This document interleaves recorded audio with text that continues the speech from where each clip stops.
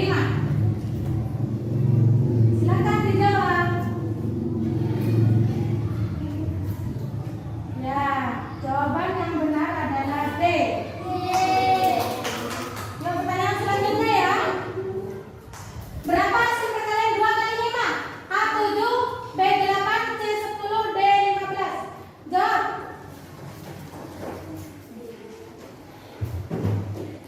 Bu. Ayo bakatnya. Hai Nazar, yang benar bakatnya.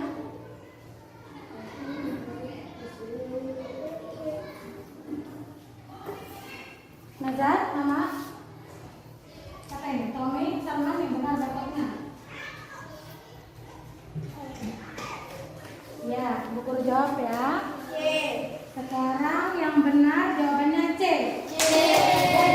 Oh, coba lagi, sekali lagi ya. Berapa hasil perkalian 3 kali 5? A10, B8, C16, D15. Silakan. Ayo, siapa yang benar? Jawabnya setelah sekian lama kita liburan. Siapa yang jawab benar?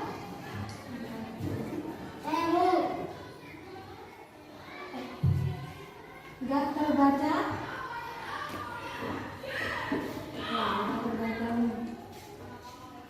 Ya udah 13 ya.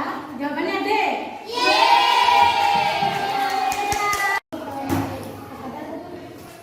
Saya bersama anak-anak bermain sepeda. Hari waktu libur sekolah saya main bola sama teman saya di luar rumah. Suatu hari saya bermain ke pantai bersama teman saya. Saya di pinggir pantai membuat tenda mainan bersama teman saya. Saya di hari itu bermain di pinggir pantai bersama teman saya. Terus setelah itu teman saya berkata, "Wah, bagus sekali pantainya ya." Terus saya berkata, "Wah, iya bagus sekali pemandangannya ya." Tepuk tangan. Liburan saya bermain di pantai bersama Intan, lalu dia menanyakan tendanya mana, lalu aku menjawab aku lupa mau dibawa, lalu aku pulang dulu ya, mau ambil tendanya. Lalu Intan menanyakan, "Nah, kamu naik apa?" Aku naik sepeda motor, tapi kamu tahu. Ya, tepuk tangan. Liburan saya itu membeli takjil di pasar, lalu aku pengen beli boneka juga. Kata ibuku, "Iya ibu, mau beli dulu." Saya dan Amira menangkap ikan di sungai. Lalu saya bermain kejar-kejaran sama Amira. Lalu Amira dicariin di sungai. Lalu Amira pulang. Ya, tepuk tangan.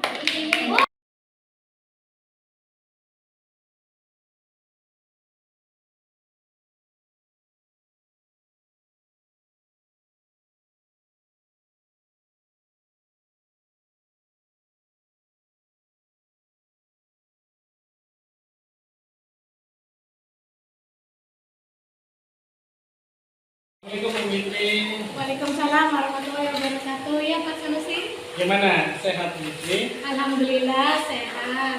Cerita dong tentang guru penggerak yang dijalani pada saat ini.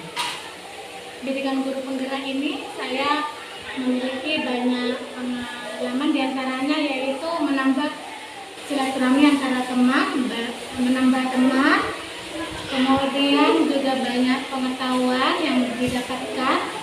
Kali ini saya sudah sampai di modul 1.2, ya, tepatnya yaitu modul 1.2 A.6, demonstrasi kontekstualisasi. Fitri,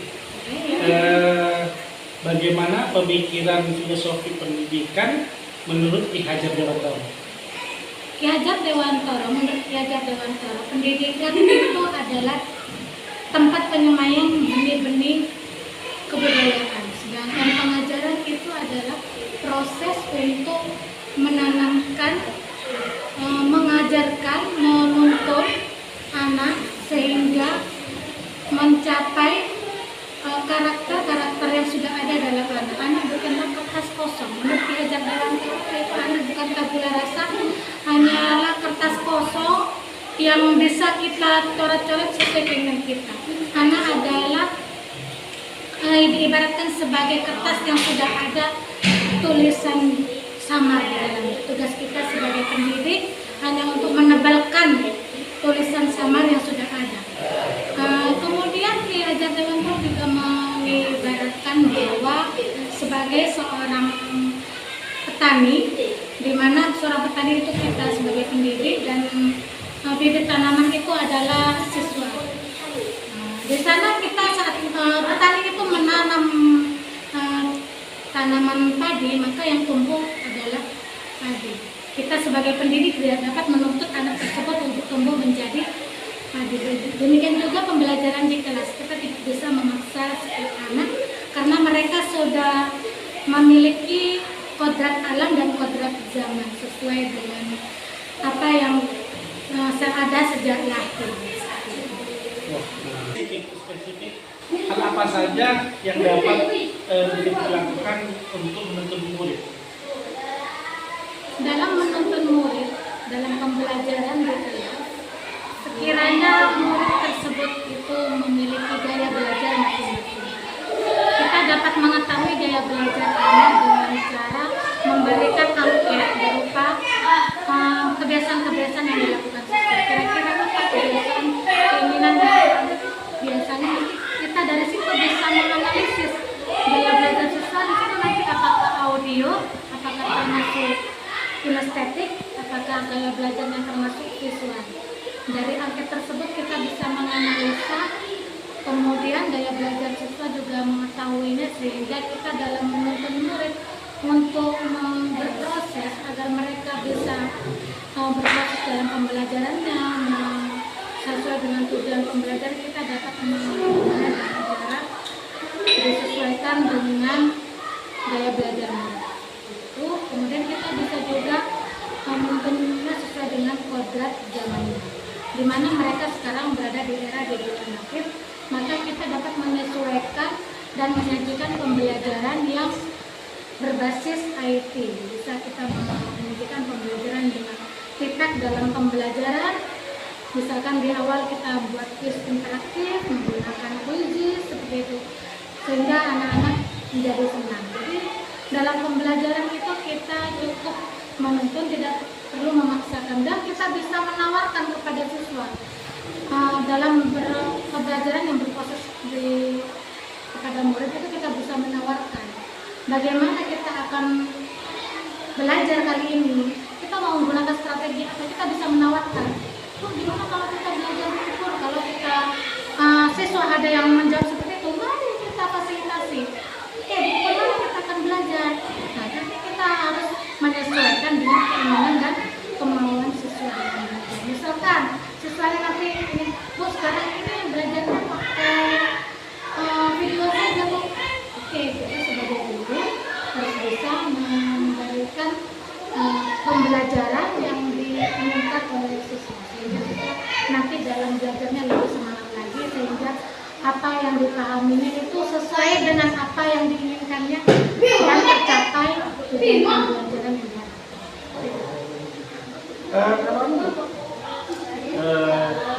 Bagaimana proses pembelajaran yang bisa bentuknya itu bagaimana? Ya, seperti yang tadi kita kalau berproses pada murid, artinya menghamba pada murid. Artinya menghamba pada murid, kita semua pembelajaran kita orientasi kepada murid. Kita sebagai fasilitator, kita hanya mendampingi, bukan berpusat pada guru, dan materi itu bisa kita sesuaikan dengan tujuan pembelajaran. Materinya kita sampaikan dulu tujuan pembelajaran itu. Kemudian nanti siswa bisa mencari sendiri hal apa yang membuat siswa itu materinya nanti kontennya bisa lihat sendiri, bisa mencari sendiri di buku atau ataupun di internet kalau ada fasilitas bisa menggunakan perangkat. Kemudian kita juga bisa mencari pengalaman belajar itu melalui lingkungan sekitar. Misalkan kalau contohnya kita anak-anak tujuan pembelajaran kali ini kita mengenal ekosistem di sawah.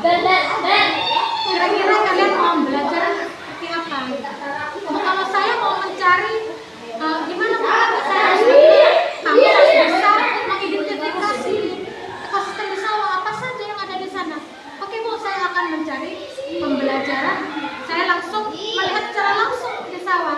Oke, silakan yang bikin estetik akan belajar langsung ke sawah. Kemudian Bu, saya akan mencari informasi di YouTube Bu. Saya akan mencari informasi itu di YouTube. Baik, fasilitasi siswa dengan menggunakan perangkat. Asalkan tujuan pembelajarannya itu cukup apa ya. Jadi guru tidak harus monoton mencari perangkat yang ada di kelas, tapi guru juga memberi kesempatan kepada siswa agar mengeksplor sendiri apa materi yang akan siswa mencari sendiri, mau materi apa, kontennya pakai apa, mau cari literatur dari mana saja, sehingga siswa itu dapat tercapai tujuan pembelajaran. Di akhir pembelajaran akhirnya sesuai dengan apa yang diinginkan siswa dan gaya belajar masing-masing, mereka akan dapat mencapai tujuan pembelajaran. Kalau dari yang diceritakan tadi, kira-kira kalau untuk sebagai tolak ukur kita dalam seberapa pemahaman siswa, seberapa jauh, terus ke tujuan siswa, seberapa tercapai, itu bagaimana untuk mengukur kemampuan siswa dalam memahami, dalam pencapaian tujuan, itu bagaimana? Oke, terima kasih atas pertanyaannya.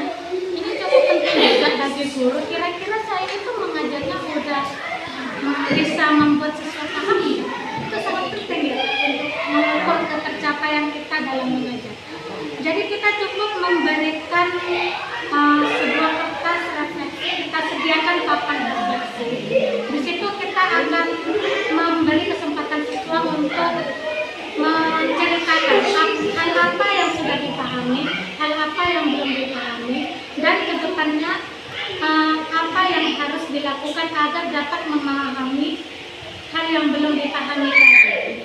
Jadi siswa sendiri menuliskan dari proses pembelajaran yang telah dilakukan. Siswa itu langsung menuliskan pengalaman belajarnya selama berproses, menuliskan refleksinya, kemudian mungkin di situ siswa juga bisa memberikan seperti masukan kepada kita sebagai pendiri. Anak-anak juga bisa kasih masukan ya, kira-kira ini Bu Fit mengajarkan orang bagaimana. Kalau misalkan menuliskan mengajarnya boleh kita dituliskan, jadi kita nanti ke depannya bisa, oh iya, menyesuaikan dengan apa yang diminta oleh siswa, ke depannya nanti pembelajaran itu dapat tercapai. Kalau dari tidak lanjut, dari tadi pemaparan itu dari metodenya sampai ke pelaksanaan, kemudian yang saya tanyakan tidak lanjut setelah kegiatan itu bagaimana? Dari kegiatan ini untuk kedepannya, saya akan menyajikan pembelajaran yang lebih menyenangkan lagi sehingga nanti dapat mencapai tujuan pembelajaran yang belum tercapai di kegiatan sebelumnya dengan cara merencanakan kembali kegiatan pembelajaran yang lebih menyenangkan disesuaikan dengan hasil refleksi yang tadi Pak. Hasil refleksi pembelajaran dari siswa itu kemudian dianalisis kembali di mana letak kekurangannya nanti bisa ditambahkan di poin-poin di rencana kegiatan pembelajaran sehingga itu nanti menambah semangat. Jadi perubahan pembelajaran terdapat di sana dalam perubahan pembelajaran di sebelumnya dan selanjutnya itu akan terus berubah sehingga nanti dapat membuat siswa itu lebih beragam dan bervariasi di dalam melakukan kegiatan pembelajaran. Terima kasih luar biasa Bu Fitris, selamat dan bisa berhasil, semoga sukses ke depannya. Amin. Terima kasih Pak. Terima kasih. penggerak di angkatan 11. Amin. Makasih. Assalamualaikum. Waalaikumsalam.